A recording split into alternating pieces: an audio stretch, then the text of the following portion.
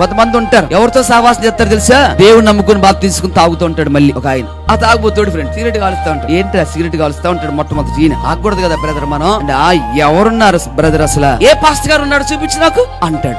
నిజమేలే బ్రదర్, నిజమేలే, అయినా మనం ఉండాలి కదా అంటాడు. ప్రారంభంలో మెల్లిమెల్లిగా ఏమవుతుంది తెలుసా? ఆ సహవాసంలో ఈయన కూడా నిజమే నిజమే నిజమే నిజమే అని చెప్పేసి, ఒక దేవుని వాక్యం అనేటువంటిది లేదు, ఒక ప్రార్థన లేదు, సరైన భక్తి లేదు కనుక ఇతను కూడా ఏం చేస్తాడు తెలుసా? అతను చెప్పినట్టుగానే నిజమే, కానీ ఎలా చెప్పాలి తెలుసా? నిజమే ఎక్కడో ఎవరన్నారేమో, కానీ దేవుని కోసం బ్రతుకుతున్న సేవకులు ఉన్నారు, సేవకురాళ్ళు ఉన్నారు. దేవునికి స్థితి కలుగు. దేవుని కోసం బ్రతుకుతున్న విశ్వాసులు ఉన్నారు. వాళ్ళని నీకు కనపడతారేం కానీ వాళ్ళని కాదు మనం చూడాల్సింది. ఏళ్ళని బ్రదరు అని చూపిస్తాడో చూపించడం ఈయన చూడటం కదా. ఆయనైనా ఏమైనా చెప్తున్నాను, స్త్రీలైనా పురుషులైనా చూడగానికి అలాంటి వారిని చూస్తారు, అలాంటి వారు మాట్లాంటారు. మెల్లిగా ఏం చేస్తాడు తెలుసా? ఆయన జేబులో ఉన్న సిగరెట్, ఆయన చేతిలో ఉన్న సిగరెట్ ఈయన చేతిలో, ఆయన జేబులో ఉన్న ముందు సీసా ఈయన జేబులోకి వచ్చేస్తాయి. ఎవరు సహవాసాలు?